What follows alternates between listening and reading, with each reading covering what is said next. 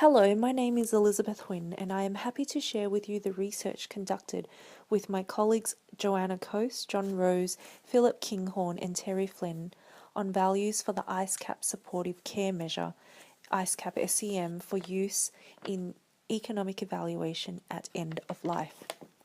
In the economics of health and care, it is increasingly recognised that measuring care at the end of life should involve values that go beyond gain in health.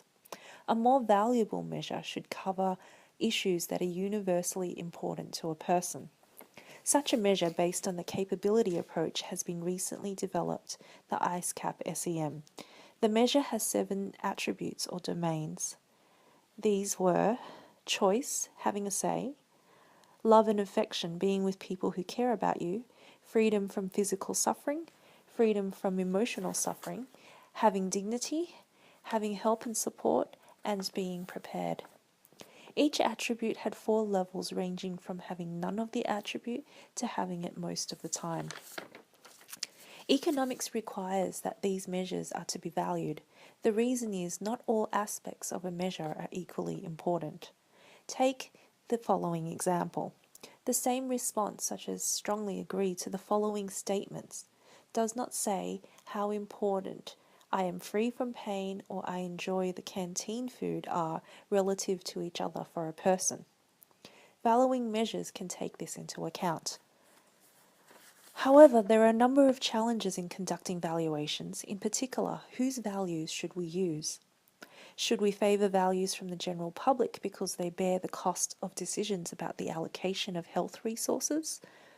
Or should we favour values from individuals at the end of life because they have a unique experience that the general population may not fully understand?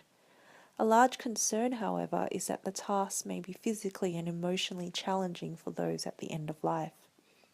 Thirdly, do we favour values from policymakers or stakeholders?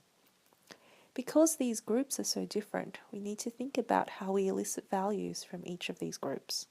The table in front presents the valuations that were explored as part of our program of research across these 3 groups. In this presentation, we focus on values obtained from the general public. To do this, we conducted a stated choice experiment embedded within an online survey. In the choice task, respondents are shown a set of hypothetical scenarios in which they consider living in a hypothetical end-of-life state described by the 7 domains of the IceCap SEM, and chose what aspect was most acceptable and least acceptable to them. This is known as a best-worst profile task. After the initial scenario, respondents were asked to choose between the scenario that was just presented to them on the left-hand side and a middling state on the right, which contained only levels 2 and 3 of each of the 7 dimensions of IceCap SEM. The main sample for the evaluation exercise comprised of 6,020 adults from the UK population. Among our sample, 10% had life-limiting illness and 41% had someone close die in the last 2 years.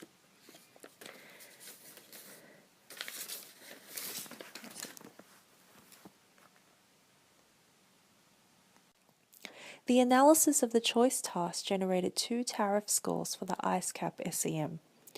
The first set of tariffs were developed from the best-worst data only.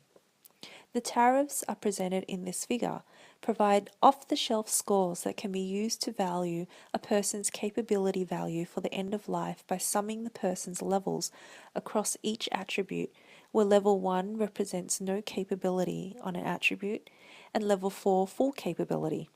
A person indicating they had none on all attributes would have a score that summed to 0. A person indicating that they had full capability on all attributes would have a score that summed to 1. Other states would have a score between 0 and 1. What we can see here is that not all domains are equally important from the height of the charts. Support is most important and accounts for 24% of the capability space. Freedom from emotional suffering is relatively least important.